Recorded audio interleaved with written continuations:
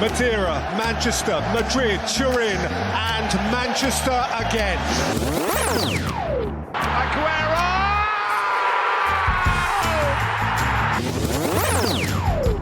Goal for South Africa! Goal for all Africa! Roma have risen from their ruins!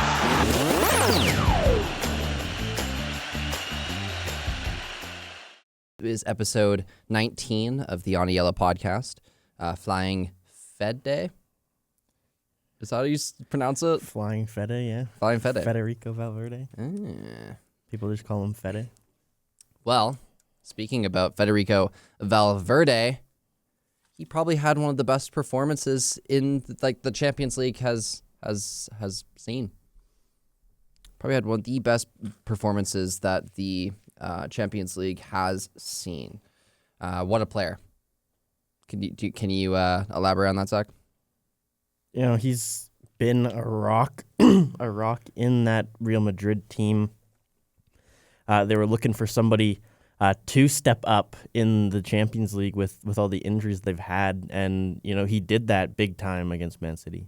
Exactly. I mean, you look at the players that were out during that game. Mbappe, Bellingham, and Rodrigo are the three players that were out during that game. Those are three key players for a side like Real Madrid. Obviously, you're talking about Mbappe. To try to replace Mbappe's goal-scoring prowess is just something that is really difficult to do. And then, of course, Bellingham's influence in the midfield, as well as Rodrigo on the wing. It was kind of cool during the game that we're kind of talking about here. It was against Manchester City. We didn't think that Real Madrid would win that game. Both of us were saying Man City has that due to the injuries that Real Madrid has and a lot of the other issues Real Madrid has been facing. But, you know, Valverde, like you said, stepped up with all the injury woes, and he really showed why he is a top player in the world of football. He had the highest top speed in that match, actually, at 32.9 kilometers an hour. And, you know, he was playing a right mid kind of role, so he wasn't necessarily playing winger, but he was playing a right mid role. And I looked at his heat map. His heat map was all over the place, but mainly, of course, on that right side. But it was, you know, I think if we talk about the heat map, you know, there was yellows and greens and reds. Obviously, red means that he was in that spot for most of the game. But, you know, there was a bunch of different colors, but yellow was kind of on that red side from the top half and the attacking side and the defending side. There was yellow, which means that he was going from, you know, box to box on that right side. And I just think so, corner flag to corner flag, I would say. And, you know, we know that he has talent, but he's not really known at Real Madrid. He's not really known for, for goal scoring. He's played 363 games for Madrid, and he only has 39 goals for the team. Well, I mean, those are pretty good numbers for a midfielder. Oh, yeah, really good numbers for a midfielder, for sure. You know, he's not really known for scoring that much goals, but the goals that he scores seem to be only bangers. Obviously, we know Federico Valverde from his amazing shot. He probably has one of the hardest shots I've ever seen in my life, especially in a game right now where you don't really see that type of shooting. You don't really see that kind of hard shot anymore. And you know, he just hits it from anywhere. And I think that's why, you know, we view him so highly. But, you know, his passing ability is top notch. But I think the main reason why Federico Valverde is so good is because of his, I think it's because of his work ethic. His work ethic is top notch. You know, he is a workhorse, and he's probably one of Real Madrid's top workers. You know, you talk about Real Madrid, you talk about, you know, top players of their game, but none of them come to the same work ethic and mentality as Federico Valverde. And, you know, Federico Valverde kind of has been the player that moves around a lot, so he is a midfielder by trade. But under Xabi Alonso, who he didn't favor at all, he was kind of playing right back as an emergency right back, but he was still producing numbers, which just shows the versatility and shows how good Valverde is. And I mean, he's only scored, 3 goals before that in 75 Champions League games, and then he just scored 3 goals in one game in one half. So he just had a great game for sure. Do you have any more thoughts on that, Zach? Well, his goals in this game, they were all pretty nice goals. His first goal kind of dinked it past Donnarumma. Second goal was a great volley that off his weak foot, which you don't see too much anymore. Players really favor their strong side. And the third goal, in the span of, I think it was 28 minutes or something like that, or something maybe even shorter than that. It was another volley. He kind of dinked it over Mark Gahey and in, and it was a display that you never really see from a player that's in the midfield like that. Well, exactly. So the French publication L'Equipe, they actually gave him a perfect 10 rating, a perfect 10 out of 10 rating, and he joins only 19 other players with that honor. Players on that list is Messi, Robert Lewandowski, and Neymar, who all got their 10 out of 10 ratings for their brilliant displays. But if you think about it, Federico Valverde got this 10 out of 10 rating playing against Manchester City. We see a lot of players that do really well, get a lot of goals, and they don't necessarily get that perfect 10 rating because they're against teams that aren't as good as theirs. This is a kind of a head-to-head matchup that, we talked about it last podcast episode, that is really even. I think now it's, 6 wins for both sides. Now I think Real Madrid tied for the wins now. So, it's extremely even. And it's just, I think, a display that will be remembered. Obviously, it's in a knockout stage of the Champions League. The stakes cannot be higher, and he did really well. He also joined 7 other players that got a hat trick for Real Madrid in the Champions League. And, the names of the Real Madrid players that he is accompanied with now is just kind of cementing Valverde as one of Real Madrid's one great player that plays for Real Madrid. I mean, obviously Real Madrid has had so many good players that you can't really, unless they did super, super well, you can't really place them higher than them. Obviously, they've had Zizou, they've had Modric, they've had Kroos, and I don't think you need that. But I think in an age that doesn't have a Modric or doesn't have a Kroos to be in that midfield, Valverde has stepped up, to become that next wave of midfielder talent coming out of Real Madrid.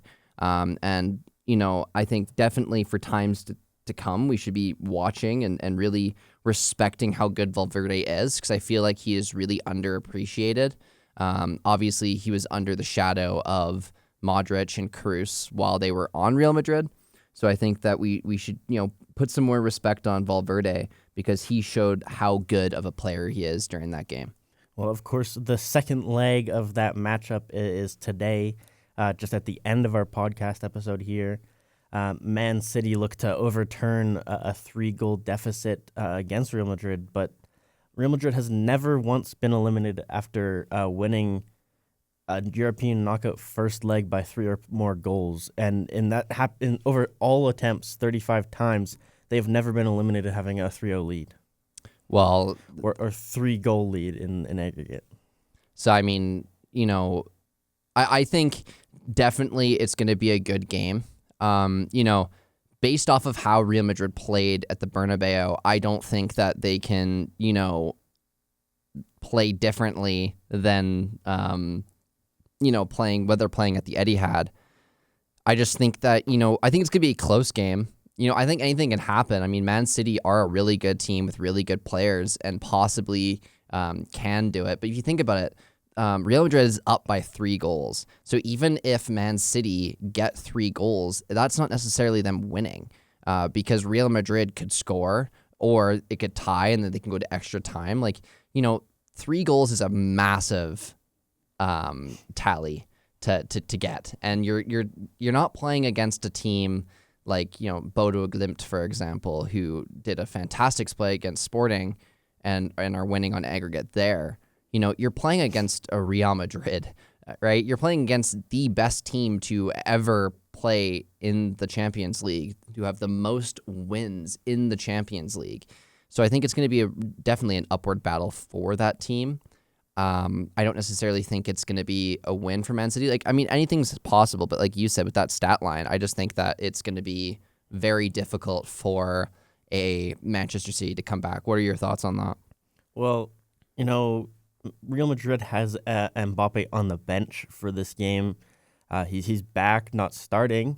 They're going with it looks like the same lineup from last game with Valverde on the right wing, sort of right mid kind of area. And he's actually got the armband today. He's got the captain's armband, Federico Valverde. I think it will be a good game. It's just going to be too much for Man City to come back from, I think. It's a very difficult thing to try and erase a 3-goal deficit. You're so far behind coming into the game already, and you need to score realistically more than 3 goals in this game because I highly doubt Real Madrid's coming away with empty hands at the Etihad today. Exactly. And we saw it during the game against Manchester City, so when they won 3-0. Real Madrid, the one thing I can say is Real Madrid didn't really play a great game. Federico Valverde kind of saved them with the goals that he scored, and Courtois. Courtois had a fantastic display. He was like an 8.8 or something on FOTMob. So he had an insanely good game, and he saved them from a lot of chances that should have been goals realistically. But obviously, when you have one of the best goalkeepers in the world right now, you can play bad and you can be saved, and that is his job. That's what he's getting paid for. But I think Man City, they need to be more clinical. But yet, I think that night they were just against a really in-form goalkeeper and a goalkeeper that's just on fire. And I think that they just couldn't get one past him. He robbed Semenyo from a goal, and Manchester City, they had a lot of chances on target. I know Real Madrid had a lot of chances on target as well, but if you think about it, for being 3-0, they had a ton of chances, and it's just really, I think it's something that Man City, they should have scored, and you can say all that stuff about it, but I agree with you. It's an upward battle that will be really, really difficult. And it's something that we've never seen before. So obviously, as a Man United fan, I would want Man City out of the Champions League. But it would also, from a mutual's perspective, looking at a game, if Man City comes back and it kind of goes to that final in the extra time, like it's done before in games where Man City has lost and where Man City have won. I just think that it's going to be cool for a mutual perspective to see them come back, but I don't necessarily think they will. Well, they'll have to play a better game than they did against my West Ham on the weekend. 1-1 draw. 1-1 draw. I remember you texting me saying, obviously it was 1-0 Man City, I'm pretty sure. They were only up 1-0 for 4 minutes. Yeah. And then we tied it up and then we parked the bus. Obviously. And did not play much offense for the rest of the game. But well, I bet you're happy. Yeah, it's a big point for us. We were out of relegation for all of 16 hours maybe. Yeah, until everyone else got draws as well. Yeah. I think our draw was the most valuable draw, though. It is, because if you think about it, with the other games that you have coming up, you're playing Aston Villa next. That's going to be a very difficult game for you. Villa, they have Europe midweek. They do. So they might be a little bit tired, a little bit.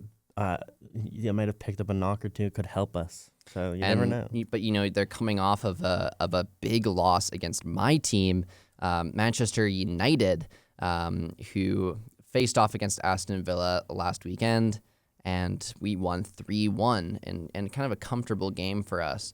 So I think that, they might be hungry for that win, but also maybe they're going to be too hungry and become complacent during that game. And that's when a team that is, battling to try to get out of relegation can capitalize on.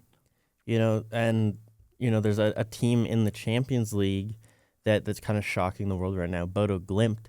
They're playing Sporting right now in the second leg, and it's currently 2-0 Sporting in the second leg. So they only have a 1-goal aggregate lead at this point. We hate to see that because obviously we talked about Bodo Glimt saying, it's going to be a hard battle for them, but anything is possible. And anything is possible for the first leg where they won 3-0 against Sporting. Are they home or away? I'm pretty sure Bodo Glimt's home right now. No, they're in Portugal. They're in Portugal. So they were home. We talked about that again. Like those trips to Norway are treacherous, man. Sporting has 26 shots, 8 on target. So Sporting is really just trying. Sporting is just shooting everything on net at the moment, it seems. And, I think that is a strategy because Bodo Glimt, they play a very tight formation and they don't let a lot through. I'd love to see them hold on and get to the quarterfinals, play against Arsenal. I would love to see them beat Arsenal. Love to see Arsenal have to go to the Arctic Circle and play some football. Same. Declan Rice might freeze. I mean, he's one of the best players in the world. I think he can do it anywhere. Yes, he can. And obviously, Arsenal is a team that could possibly, win the league this year. Well, they have a 9-point lead. 9-point lead now. With 7 games left. Something like that. And obviously are a team that could. I mean, if we can talk about Arsenal now, Arsenal obviously now have a 9-point lead. We talked about it in a previous episode that they need that winning mentality, and they've found that winning mentality. They were in a slump a little bit, but the difference between the previous years that they have kind of bottled the league is that this year they're consistently winning. And when they lose a game or they drop points, they're winning the next week. And we talked about that winning mentality and why it's so important. For a team to win the championship, you need to have a winning mentality, and they have a winning mentality. And obviously that's why they're 9 points up, and they're playing very good football right now. Well, they haven't lost in 13 matches now, and that includes the Champions League. And they'll need to prove that winning mentality today against Bayer Leverkusen in the Champions League, where they have a 1-1 draw on aggregate. Exactly. Obviously, Arsenal right now are in every single competition, and they're battling for the quadruple right now.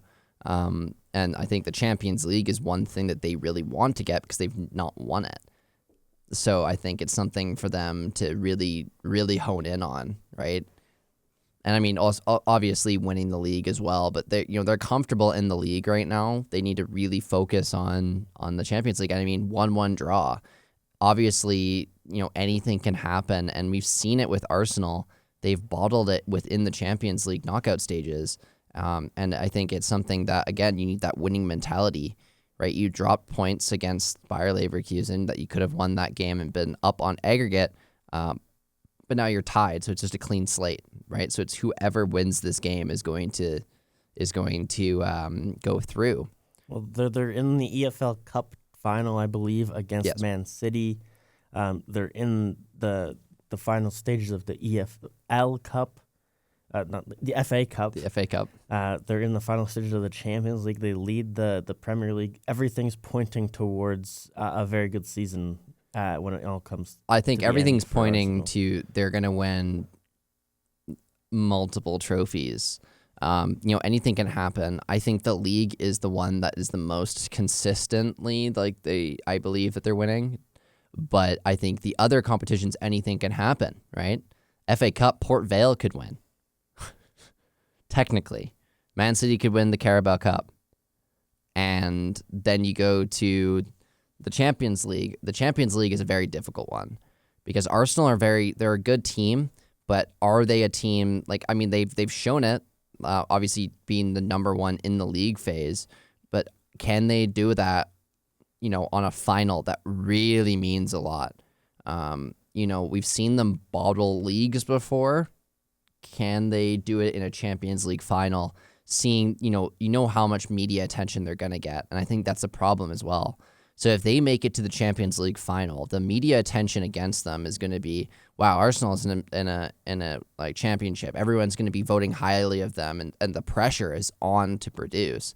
And, it's just, I think Arsenal can do it, but, you just kind of think, like, is Arsenal going to bottle? Like, especially, I think the league is something that could be fine that they don't bottle just due to the fact that they bottled before. But what if they bottle, the Champions League and the Champions League final? That's something that, when you get into that situation, you don't want to bottle. I mean, we've seen, like, Inter come into that competition and lose 5-0 because the pressure was too much, right? And, you just don't want to see that with a team. I think, for me, regardless of who gets it to that Champions League final, I think what I want it to be as a mutual looking in through two teams playing, I really want it to be a good game of football. I think last Champions League game was just brutally boring. It was just an onslaught. Like 5-0 is just a crazy scoreline, especially for a Champions League final. So I think as long as it's a final with two teams fighting and battling, and it's like 1-1 or goes into extra time or goes to penalties, I think that's the best Champions League. Unless Man United's in it, then I want them to win like 10-0. But obviously, those chances right now are, we just got to think of getting there first, not making the final right now. Well, Sporting has just drawn level on aggregate on a 79th minute penalty goal. Okay, so that game's getting a bit juicy now. Bit juicy, bit interesting. Obviously, I want Bodo to win. Who do you want to win that one? I want Bodo to win. It's just it's going to be tough now because they've been behind all game, and they have to really lock in and try and shut down the Sporting attack and maybe make a bit of a counterattack at the end of the game. Yep. You don't want to go to any extra phases here because any more game time is they've never been here before, and it's a very tough situation, I think. We say it's a tough situation, but they are a team in which there are a ton of workhorses. They outwork every team they play. So I don't necessarily think it's going to be bad even if they make it to an extra time because they are full throttle. I think towards the end of the game, maybe it can hurt them because like you said, yeah, it's more minutes. So, running and full sprint all the time could be detrimental to them winning. I think it's a moment that's written right now in the script, and I'm just thinking about it right now, that they go down, Sporting tries a play, they have a corner or something, the ball gets headed out of the box, and they go down their famous counterattack, the Bodo counterattack. They go down, they cross it into the box or something happens, a guy heads it in or shoots it in and they score to win 4-3 on aggregate. Obviously the scoreline would be 3-1, but 4-3 on aggregate. That would be a great moment to see and something that would just be a moment in the Champions League that we would just love to see. I mean, obviously too though, like if Sporting could stay in and go to the final, like again, that would be cool as well. I think having a different team in the final would be really cool. Bayern Munich's looking strong right now. Obviously, they went like 6-1, which is just absolutely insane against Atalanta. So that's going to be cool. So it's just something that's, really neat to see. Speaking about, Bayern Munich, I just want to go to Team Canada here. Obviously, Alphonso Davies. I thought you were going to talk about their goaltending situation. Oh, yes. We can talk about that if you want to talk about that quickly. Well, they have a 16-year-old in, don't they? Potentially. Yes. All of their goaltenders for the most part are injured. Neuer's injured. Erbig is injured, sort of.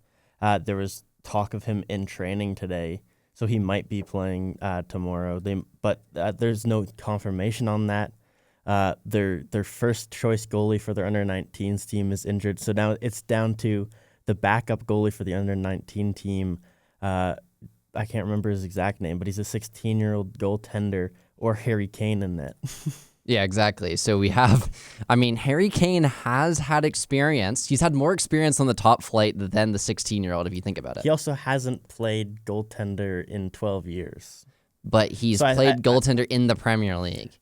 I think that the 16-year-old's probably better at goaltending than I think Harry Kane. I think if you have a 16-year-old like goaltender, You're up 6-1 on aggregate already. I think you But just put him in. What are the chances that putting that goaltender in is going to completely ruin any chance of you moving And I forward? think you give the kid a chance. And you know, it could be a moment of absolute brilliance. It could be a moment of putting that kid on the map, and then maybe he becomes like one of the main guys or moves on. I thought I saw somebody comment on it. It's similar to how Courtois got his start. Yes. He got kind of thrust into the spotlight in a similar situation. Exactly. And obviously that turned out really good for him, being one of the best goalkeepers to ever live. So like, I think, you know, you just put him in and you hope for the best. I mean, it's a situation that nobody could have thought of. Obviously, having goalkeepers get injured makes no sense at all. Like, it's just, it's fluke almost. And every single one of them down to the 16-year-old. Yeah, every is single crazy. one of them. Yeah, to the backup of the under-19s is just crazy. But it would be a really cool moment. I think some things that you have to be worrisome about is just, like, composure. Like, you know, this is a moment in the Champions League, like, in a knockout stage that you go through if you win this game. Good thing, they're 6-1 on aggregate. Bad thing is that they're playing a goalkeeper who has had no professional game under his belt. And, you know, he's been around the professional team, but has never played. And I think for a goalkeeper, that's really difficult.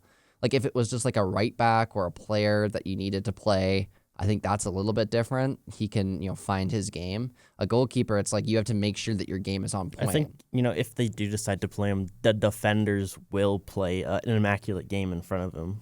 Yeah, exactly. I think they'll do anything they can to not make anything, not give them any sort of high danger chances. You know, try and limit shots on net if he does end up playing. We are also talking about like Bayern Munich. They have really good center backs. I don't know who's you know, not injured or injured right now. Because it seems like their team has a lot of injuries. Obviously, Alphonso Davies is training, but isn't really, you know, fit to play. And you have Joshua Kimmich, who's also injured right now. But I know that they have for their center backs Kim Min-jae, Jonathan Tah, and Diet Upamecano.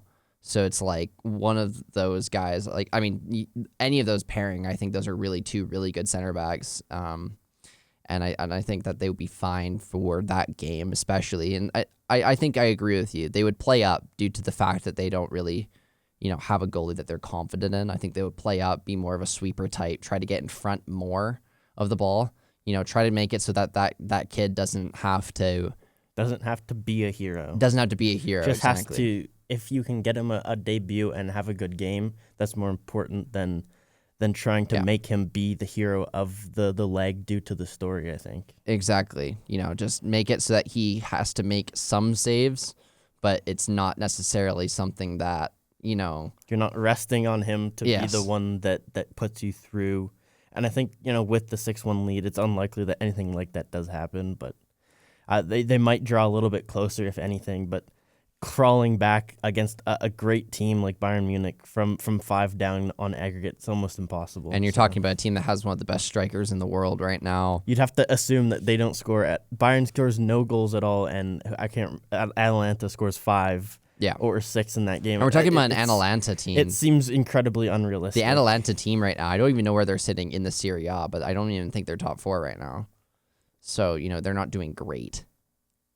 And, you know, yeah, you're talking about a Bayern Munich team as if they're not going to score or not going to make something.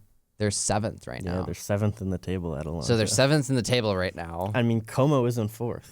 I mean, yes, obviously their team is doing really well. Juventus 5th, Roma 6th. Nico Pats is gonna do really well. I mean, Sassuolo with, you know, Canadian Ismail Kone up into 10th in the table after Sick. getting relegated the previous season, promoted this year, and now back to where they belong, in my opinion, mid-table. Yeah. Speaking about, Canada and the Canadian national team, there's 2 new kits that have been released. And I just kind of want to know your thoughts, like what comes with, every World Cup comes with teams creating new kits to kind of forge their path through the tournament. And finally, we get to see, new kits for a World Cup tournament with Canada. And honestly, I think that they've done a pretty good job with the kits. I like the black one a lot more than the red one. Same. I like the previous red one that we had just before the World Cup. I have that jersey. I think it's a really nice jersey, and I like that design a little bit more than the maple leaf kind of thing that they've got going on. But I think it's good to see Nike finally give Canada some sort of creative freedom with their kits. Well, yeah, we've seen kind of the training top kind of esque kits for the past couple of. They attempted to do pretty well for like the Copa America kits, which is the one that you're talking about. I think that, it's the kits are really good, I think. I think the red one's always boring, and I think they have to really try to make it not boring. I feel like, even a lot of people are talking about it. Like the red's nice. It's just kind of boring. It's boring comparatively to the other kit that we're going to talk about. I agree with you. I like that red maple leaf design. I feel like, other designs we have were really good as well. I think the maple leaf's cool because it's kind of trying to create that, Canadian identity.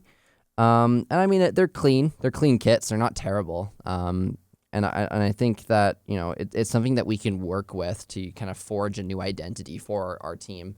That's been kind of a newer team and newer to this stage where you have to, you make new kits every season type national team. Now, the black kit, I Yes. think that one is the staple for, us this World Cup. We've had big moments in black kits. Our first ever World Cup goal from Alphonso Davies, the Snowteca goal against Mexico to qualify. And I really like the logo on the jersey. It's a different take on our traditional logo. It's black and red instead of white and red. But it's shiny. And the design, they're like maple leaves, but kind of ice, like sort It's of like around them. it's like a thing. black ice kit. I find it really cool. I think, if you're going to kind of show Canadian identity, that kit is beautiful. It reminds me of a lot like kind of like some of the smaller countries within the World Cup that create a really nice kit.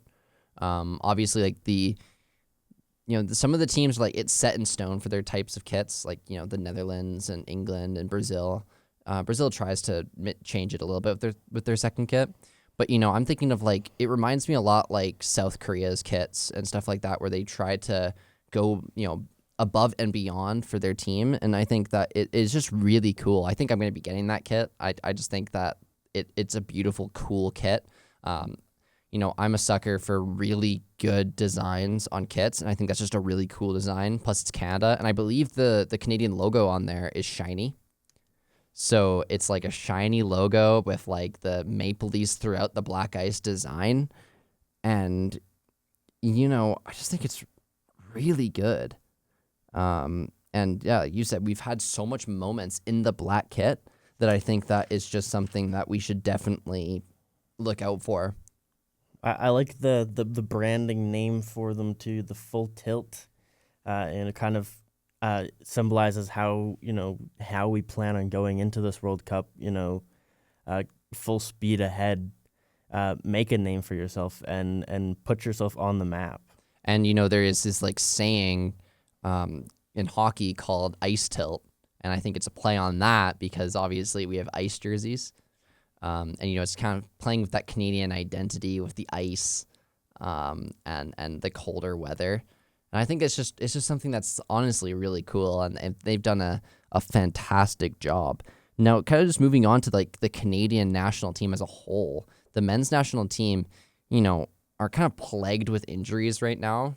And, I think a lot of those injuries are going to be resolved prior to this World Cup, but we're missing like 10 key players. we're missing Promise David, Jacob Schaffelberg, Sam Adekubi, Derek Cornelius, Alfonso Davies, Luke D. Fogereau. Fogereau? Is that how you spell it or pronounce it? Something like that. Yeah, Luke. It's French. Yeah.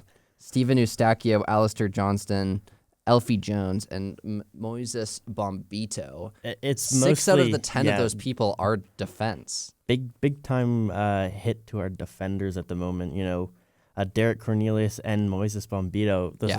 That's our strongest partnership in defense. Well, yeah, we talk about the 4-4-2 in Especially which Marsh is and used. Alistair Johnston, starting fullback, And Davies. as well. The And entire Sam Adekubi as well. the entire back line's kind of out at the moment. Yeah, and most of them are going to be back, but for the Canadian national team, we have 3 friendlies before the World Cup. And they're most likely going to miss at least 2 of those friendlies, and there's 1 in June, because the 2 friendlies are coming like next week, and then 2 weeks from now, and the other one is going to be in June, right before the World Cup. And I think, the lack of game time scares me. It's not necessarily that there's injuries and they're coming back. It's just like, yes, they come back, but the lack of game time is something that's really concerning me. You look at Alfonso Davies, didn't really play that much, and then he got pushed back right after his kind of second injury, and he got injured again. Obviously, it wasn't as bad, but, you just don't want to see those injuries. And when it's a center back that's getting injured, like a Moises Bombito or a Cornelius, in which those are our 2 best guys. Bombito's been out the entire season exactly up to this point. I believe he broke his leg. Yes. And hasn't been able to play at all. So we'll see if he's even the same player coming back from that, having not played for a full season. And for Promise David, he tore the tendon that connects his hamstring to his hip, I believe. But somehow he's already in physio. So I think things are looking hopeful that he could be back in time for the World Cup. I don't know necessarily if he becomes a starter at the World Cup, but he's definitely somebody that I think, if he can be back for the World Cup, he will be a big important piece if we want to go on our own. And I mean, Richie Larea is another guy that's in this list that's not injured right now for the defense. And he's someone that, a lot of people are kind of putting up on this kind of pedestal to be the starting left back for Team Canada. And I'm not necessarily he's having a great start of the season right now in the MLS. He only starts at left back if you want to play Davies higher up the field. And usually we do. Usually we play Davies at that left mid role in that kind of attacking frame, because I don't really think that we have really any other than kind of Schaffelberg for that left mid type of spot, but he's injured right now. And obviously I think the right mid spot is kind of taken already. We have 2 really good players in Tejan Buchanan and Ali Ahmed. So, I mean, we've seen Ali Ahmed play on the left side, so maybe we play Ali Ahmed due to the fact that he's played constant game time. But I think if you're picking between Ali Ahmed and Alfonso Davies, you just pick Alfonso Davies to be safe. Usually we play Alfonso Davies higher up, and I think a lot of people, I agree. If you look at Richie Larea right now, he's playing pretty good right now in his past couple of games. They've only played 3 games in the MLS so far this season. And Richie Larea has done really well. So maybe he, obviously being match fit, could be placed in that role. Center backs worry me though, because like you said, our top 2 center backs are gone. Then even Elfie Jones, who we just brought to the team, is also injured, and Luke de Fogereau. So I don't even know who that leaves us with at center back, because that is realistically it's our first 2 and second choice. Yeah, it's our first defenders. and second choice. So I think we could see some more MLS guys get the call. Maybe somebody from some European team that hasn't really gotten a chance could maybe get a call. I don't know of any players necessarily who fit that, but I think it's an interesting time before the World Cup, and potentially a time that could, you would kind of hope that the World Cup roster is locked in at this point, but the fact that with all these injuries, it could be time for somebody to really impress and kind of steal a spot from somebody who's injured. I mean, exactly. And I think, right now our team is not really set in stone due to the fact that we have a ton of injuries, especially a ton of injuries to our top players. There's kind of two positions that, I wouldn't say we have injuries in, but are kind of shaky to who Jesse Marsch is actually going to pick. That's the goalkeeper position and the left striker position. The right striker position is kind of already taken. That's Jonathan David's position. But the goalkeeper and the left striker on this 4-4-2 formation is the two that, you don't know who is actually going to be chosen. I think Marsch kind of views Sinclair as the guy to be our starting goalkeeper. But I've heard you talk about it. Do you think Crépeau should be that guy? Well, Crépeau, he's finally getting game time again. I think he is the better goaltender. In Copa America, I think he gave us a better chance to move on in that tournament. He's somebody that I think has a little bit. He's not quite as shy as Dane St. Clair may be. I think he's more likely to speak his word and be a leadership figure in the team. And he's a guy who I think he's just a little bit more consistent in that. I agree. I think what I really like about Crépeau is his aggression. He's a player that I think sometimes he gets caught out a little bit because he goes a little bit too far, but he likes to push out of his box a lot. I think it's necessarily I think it's really good to have that on a team, and I think he was one of the main reasons why we kind of went face to face with a team like Argentina in the Copa America. He made key saves, but he was also aggressive. And I think in the World Cup, you need that aggressive keeper. You need to make it so that the guys that are attacking against you have to make a move. And especially if you think about maybe not having, our key defenders or our key defenders, needing a couple of games to be match fit, you need a goalkeeper to save you. And I think that based off of the form I've seen and based off of just watching Canada play, I think that Crépeau has played better under the Maple Leaf than St. Clair. And I think St. Clair's a good goalkeeper. I think Crépeau's better in situations, like he's better in penalties, and he's shown it, and he's just really good in I think it's just the aggression that I really enjoy. I mean, we were talking about Crépeau being that aggressive goalkeeper, and he got a red card against New York City FC on March 7th in a 5-0 loss. He was only in the game for 16 minutes. That's what I mean. You have to be careful. It's like, I think... I was looking at the stats of both of them just now, and neither one, to be honest, has had a great start to the season in net. Neither one has... I think Crépeau's at a 6.6 average rating through 4 games, and St. Clair's at a 6.6, and Crépeau's at a 6.4, so it's pretty neck and neck in my opinion. But I think just based on what I've seen happen for the Canadian national team, I trust Crépeau more. Yeah, I think for the Canadian national team, I think Crépeau has been more composed. I mean, and then you kind of have to potentially throw in the name of Owen Goodman for the future. Probably not this World Cup, but I think he will be called up as part of the squad. He'll be on the squad, yeah. But I don't think he's going to be even on the bench necessarily. No, he'll be the extra, the third the string. third string goalkeeper, and I think he's going to be somebody for the future.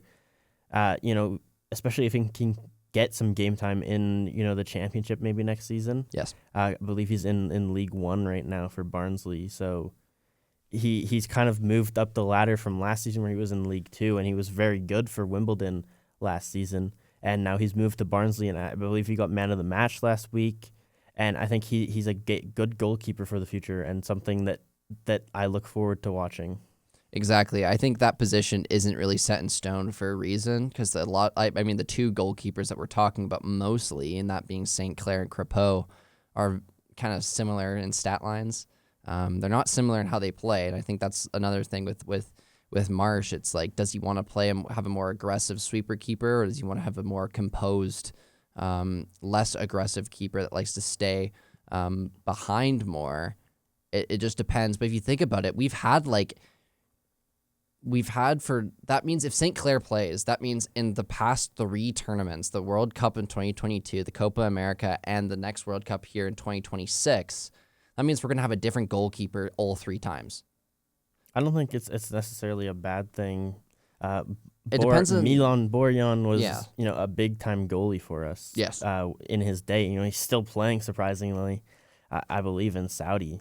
Yeah. So I don't even know when he moved to Saudi. I thought he was retired, and then I saw him pop up in EAFC, playing in the Saudi league. Mr. Track Pants. But he was a great goalie in his day, and I think it makes sense to move towards younger goalkeepers. Yes. And Crepeau's 31 and St. Clair's 28. So I think by the time next World Cup rolls around in 2030, Yeah. it could be Owen Goodman's team Could be. from goal. Well, based off of form and based off of where he's playing right now as a young goalkeeper, anything can happen. I think goalkeepers, it's hard to break through.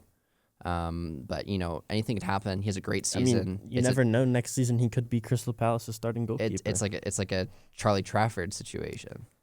He's been loaned out a couple times. If Yeah. for some reason they decide to move on from Dean Henderson, they have Owen Goodman there. I'm not sure who their current backup goalkeeper is, but you never know. Owen Goodman could become a actual part of the Premier League side eventually. Potentially. So, I want to go to another position in which it's not really set in stone. I can probably say someone that is on the front run for that, and that's a left striker position. There's two players in mind, and that is Oluwaseyi and Kyle Larin. Who do you think is getting that spot? Probably Oluwaseyi. I mean, Tanny, I think, he hasn't had a good season in Spain. He's in had my opinion. 7 goals that's including the top 5 League of La Liga, the Champions League, and the Copa del Rey. That's 7 goals across all competitions, where Larin only has 2 for when he got loaned out to Southampton. I think, based on just recent play since the transfer deadline, Kyle Larin has been the better striker. Yeah. He's probably gotten more game time even, I think, than Tanny recently. Yes, Tanny's been on the bench mostly. I think it depends really on the health of Promise David. If they decide to call up Bim and he impresses, then it could be another name thrown in there. Yep.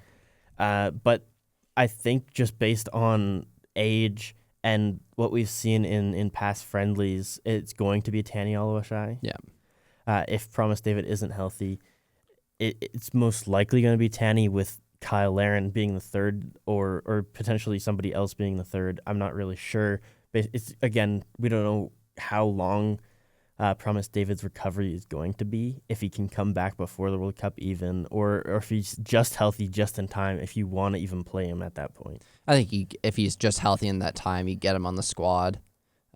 Maybe you play him against some of the teams in our group, because who's in our group right now? There's 2 teams that are a definite, and then one team is that winner of the playoff. That could possibly be Italy. Switzerland, Qatar, and Italy, potentially. Yeah. Northern Ireland, potentially. So based off of that, it's Italy. What's the European playoff A has? Well, apparently I can't see that. Well, it has Italy, and Italy is the front runners for that. So if you can say Italy, you want to play Promise David maybe in that game, but maybe you don't, or maybe you play him in a game that's less like against Qatar or Switzerland. I think Qatar is the game where it is the must win. Yes. And then Switzerland, you'd want to win that game, but even a draw would be pretty big, I think, in that game. And then Italy, if they can get past the woes of the last couple of years, I think that could be a big game. Could be a potential shock win there for Canada. I want it to be honest. But I agree with the what if Oliver Northern shot. Ireland makes it in? Northern Ireland gets through with Canada. Then we get to play against West Ham loaned out striker Callum Marshall. Well, there you go. And Craig Cathcart's former team. Yeah, Big Craig. Big Craig. The Watford legend. Watford legend Craig Cathcart with 2 goals for Watford. Hey, one of them was a banger. One of them was a banger. Does it rival Deeney? The Craig Cathcart bicycle kick goal? Potentially. Craig Cathcart, the legend of Watford FC. But Oluwaseyi, he fits into Marsh's system better because he's playing that left striker role and he's left-footed. So I think it just fits perfectly. Having a left-footed striker while you play that kind of inverted striker role in a 4-4-2. You're not going up in a line or a horizontal line. You're going up in a vertical one. So I think it's really good. I think it's a test. Really, this World Cup will be a test for Jonathan David to show that if he's that striker that should be seen. Obviously, playing for a big team like Juve hasn't really shown a crazy amount of being a really good number 9, but he has scored goals and he scored key ones. So I think it could possibly be something that we can see. Well, it's kind of funny that you brought up Jonathan David because he's now been linked to West Ham again. I mean, for like the 4th straight year. I mean, to be honest, that could possibly be a really good move for him if he wants to go to the Premier League, but play at like a bottom tier Premier League side. But talking about another Canadian playing in Italy, Ismail Kone. Yes. He's really impressed me since the whole fiasco with him and De Zerbi at Marseille. Yeah. He went to Rennes for a little bit, and now he's at Sassuolo, and they made that deal permanent at the deadline. And I think it's a good move for him because he's finally found footing at a team. It feels like he's been on so many teams, he's moved around so much, but he's only 23, and he's kind of really coming into his own now. 5 goals in 26 matches in the Serie A for Sassuolo, and most of those are very big, important goals in games that got them points to kind of stay out of the relegation fight. And do you think he could possibly be, I mean, he already is, but like a name on that Canadian national team? Well, I think he's one that's kind of locked in to start, in my opinion. He's been in the team for 4 or 5 years now since he was like 19.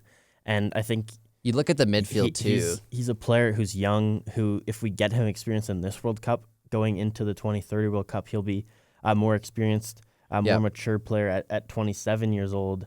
And I think having that guy that's played in the midfield in a World Cup before, he played at the last World Cup even. Yeah. Getting a guy that has that much experience for you on the biggest stage is very important. Exactly, and I think him alongside Steven Eustáquio could possibly be a really good move for him.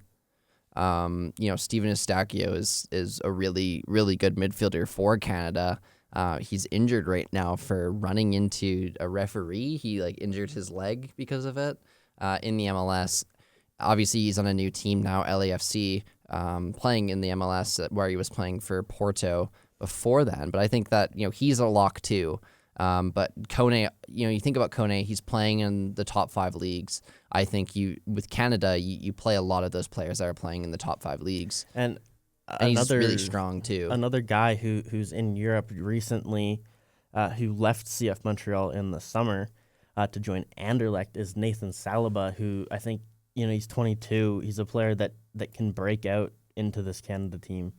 In 27 matches, he has 2 goals and an assist in the Belgian First Division, and I think he's a player for the future as well. And if he probably will be part of the World Cup squad. Yeah, getting him even some substitute minutes in a big game can be pivotal for his development as a Canadian national team player. What is something you think for the Canadian national team to do in this World Cup? What do you think we should be really doing based off of the past matches that we've had? I think just trying to get any sort of result, a draw or a win would be huge. You've gotten to the stage, now you have to try and level out at the stage. Make it so that it's not an accomplishment to make it to the World Cup, because you're expecting it now as a Canadian national team fan. They're obviously going to be one of the best 3 nations in CONCACAF year in, year out. And I think now that you've gotten to the World Cup the last 2 years, last Cup was not good. You didn't get anything that you wanted. You scored your first goal and that's basically it. Now you have to get your first result and keep building on that and build that foundation into a team that people expect to see at World Cups. And something, once you can kind of build that out, as it not being quite as big of an accomplishment to just be there. I think that's when you can really start focusing on going on a run and establishing yourself as a top team. Well, yeah, well said. I mean, obviously we've seen we've not seen top teams, but we've seen teams that are in a similar situation to us. There's the teams like the Polands.